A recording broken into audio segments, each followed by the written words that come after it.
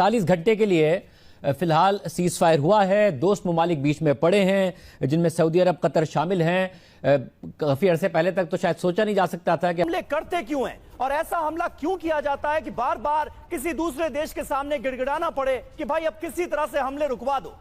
Finally surrender कर दिया है और कहा है कि ये जो कॉन्फ्लिक्ट है इसको एंड कर देना चाहिए। ये सूरत हाल आपको कहां जाती नजर आ रही है एक ऐसे वक्त में? अफगानिस्तान ने जो है वो अटैक किया, और कहां पर अटैक किया, उसने जो दोस्ती गेट था वो डिस्ट्रॉय कर दिया। आज आप कहते हैं कि हमारे भाई हैं ये हिंदू, और वहां जाकर वो जो बयानात दे रहे हैं, हिंदू कुश जो पहाड़ हैं उनके से ऊंची दोस्ती है और हम मुश्तरका दुश्मन के खिलाफ लड़ेंगे, क्योंकि उनको लगता है कि जो इंडिया के पास इस वक्त आउटरीच है वो हमें एक मकाम दिला सकता है। कि जिस तरीके से पाकिस्तान ने काबुल पर अटैक किया और अफगानिस्तान ने जिस तरीके से उनका जवाब दिया, यह अफगानिस्तान का सही फैसला है और पाकिस्तान की उन्होंने आलोचना की है।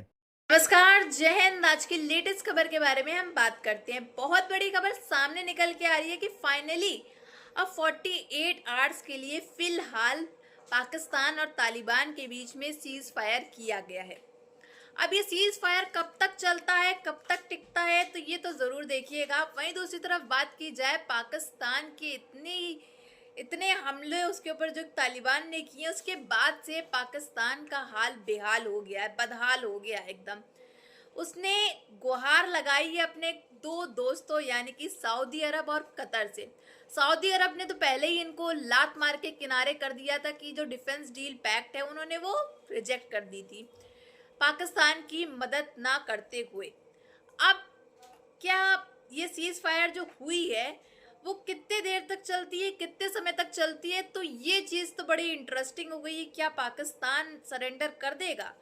खबर तो आ रही है कि पाकिस्तान ऑलरेडी सरेंडर कर चुका है। दोनों मुल्कों के बीच में लड़ाई है, लेकिन अब इस लड़ाई के बीच में चाइना आ गई है।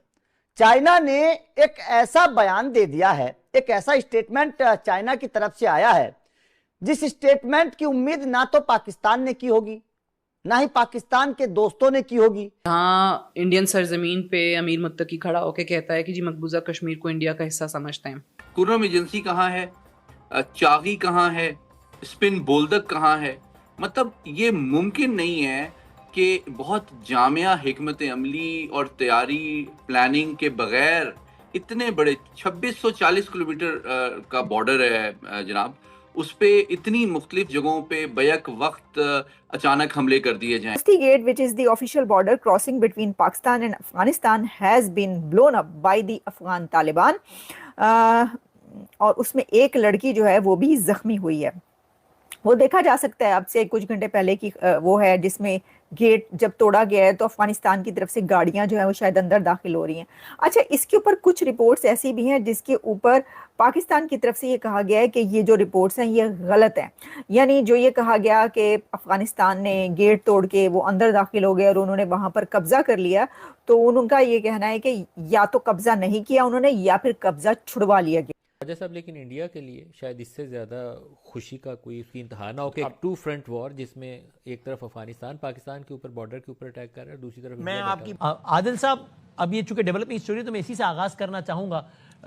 पाकिस्तान और अफगानिस्तान के दरमियान एक नई सूरत हाल ने बिल्कुल ही नई सूरत यानी जन्म ले लिया जो कि एस्केलेट होती नजर आ रही है। हमें बात से इत्तेफाक करता हूं, लेकिन साथ ये है कि कोई हकीकतें तो आश्कारा हुई हैं ना। हमारी जो चौकियों पे हमले हो रहे हैं इसका अब क्या जवाब दें? देखें, मैं वो बड़ा क्लेम कर रहे हैं, जो उनके सरप्रस्त हैं भारत में बैठे हुए वो भी बड़ा क्लेम करते हैं कि इसी तरह का क्लेम ये जो तालिबान है जो कर रहे हैं, दोनों तालिबान, ये ब्रांड, ये फ्रेंचाइज है ना, टीटीपी भी और टीटीए, ये तालिबान फ्रेंचाइज है।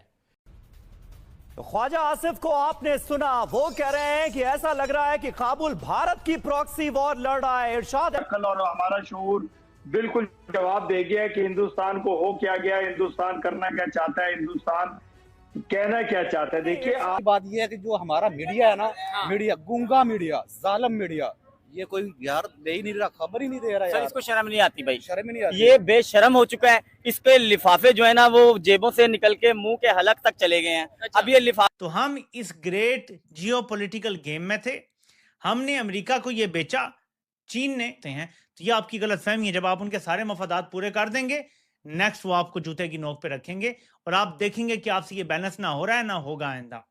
इसलिए तो चल रहे हैं ना, मैंने प्रोग्राम में कहा था आगे पाकिस्तान के लिए मुश्किल वक्त आ रहा है, क्योंकि पाकिस्तान इस वक्त 2 कश्तियों में पांव रखे हुए और ये दिन ब दिन अमेरिका जो है जिस किस्म का प्रेशर डाल रहा है, चाइना की तरफ से कोई प्रेशर नहीं मगर अमेरिका की तरफ से प्रेशर।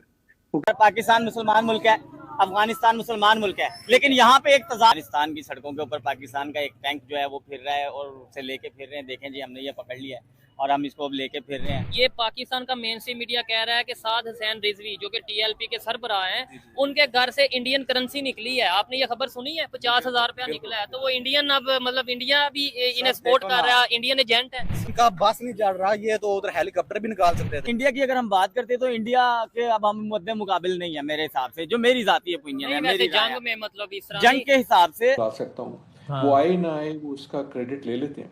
सो उनकी ख्वाहिश जरूर होगी और वो शायद कूद भी पड़े, लेकिन मेरे ख्याल में अगर कोई थर्ड पार्टी इंटरवेंशन होनी है तो वो मशरिक़ वस्ता से, खुसूसन गल्फ से ज़्यादा रोबस्ट होगी। और अगर ट्रंप साहब भी करेंगे तो वो प्रेशर उधर से ही डलवाएंगे, क्योंकि तालिबान और डोनाल्ड ट्रंप के अपने ताल्लुकात भी कोई इतने अच्छे नहीं है। वो पहले तो हफ्ते पहले तक तो बगराम वापस लेने की बातें कर रहे थे। सो आई डू थिंक कि फ्रॉम अ रियल के बीच रात भर जो नए क्लैशेस हुए हैं और दिन के टाइम भी, उसमें कोई 20 के करीब जो है वो एक जगह पर है 20 के करीब तालिबान को मारा है, एक जगह पर है कोई 50, जबकि अफगानिस्तान की तरफ से कहा जा रहा है कि 58 यानी कि 58 सिविलियंस और फौजी और ट्रूप्स जो भी हैं उन सबको मारा गया है पाकिस्तान के। उसमें ये कहा जा रहा है 4 स्पिन बोल्दिक में जो है 4 ऐसी जगह हैं जहां पर हमले किए गए हैं अफगानिस्तान की तरफ से, लेकिन पाकिस्तान का कहना है कि उसने रिपेल्ड और उसने जो है ये जवाब देते हुए जो है उनको मुंह तोड़ जवाब, भैया आपको पता है मुंह तोड़ता है इन सबका कि कहीं पे पता नहीं चल रहा होता कि कौन सी वाली जो हमला है और कौन सी वाली लड़ाई किसने की है, सब बीच में ही वो चल जाता है। सर ये जो आप बनाते हैं ना मिक्स चार्ट, ये मिक्स चार्ट जो है इसको अलग अलग करके जरा पेश कर दिया करें जरा ध्यान से। आप देखें जो वो हैं जबीला मुजाहिद, वो तो यूं 5 मिनट लगाते हैं, कोई हमला हुआ तो फटाफट आके रिपोर्ट दे दी, हर थोड़ी देर के बाद उनकी जरा ट्वीट्स देखें, उनकी वो देखें। अच्छा वो अपनी भी, उनके जो मरे वो बता रहे हैं कि जी हमारे इतने मर गए, अफगानिस्तान की तरफ से कहा जा रहा है हमारे इतने 48 आवर्स के लिए ही सही पाकिस्तान जो है इस समय चैन की नींद को सो ले, या फिर आप कहो ना सोए, उसको कहो अभी भी डर हो, दहशत हो इतनी कि पूछने को नहीं, क्योंकि इतने हमले जो हैं अफगानिस्तान तालिबान ने पाकिस्तान के ऊपर कर दिए हैं इन 3 दिनों में कि इनकी रूह कांप गई है। अब पाकिस्तान जो है वो तालिबान से बचने के लिए अपने 2 अरब देशों से गुहार मांग रहा है, मदद मांग रहा है कि तालिबान को आप जो है समझाइए, हमारे बीच में एक समझौता कराइए, सीज फायर करवाइए। और अब खबर आई है कि 48 आवर्स के लिए फाइनली सीज फायर हुआ है, लेकिन अब तालिबान कब तक चुप बैठता है, कब तक पाकिस्तान पे हमला नहीं करता है, ये तो बहुत इंटरेस्टिंग चीज़ होगी, क्योंकि पहली बार ऐसा हुआ है कि पाकिस्तान के पेशावर के अंदर एयर स्ट्राइक हुई है, वो भी तालिबान के द्वारा। यानी कि आप जानते हो कि 2 मुस्लिम देश जो हैं वो आपस में ही भिड़ पड़े हैं। अब पाकिस्तान का और पाकिस्तानी अवाम का, साथ ही साथ जर्नलिस्ट का तो यही कहना है कि इसमें भारत ने जो है अफगानिस्तान के फॉरेन मिनिस्टर को, प्राइम मिनिस्टर को भड़काया है पाकिस्तान के लिए, तभी जो है ये हमले पे हमले जो है आए दिन हो रहे हैं। क्योंकि अफगानिस्तान के पास तो देखा जाए तो इतनी स्ट्रॉन्ग मिसाइल्स, ड्रोन्स और एयर स्पेस, एयर बेसिस है ही नहीं, लेकिन इसने हमारे ऊपर हमला कर दिया।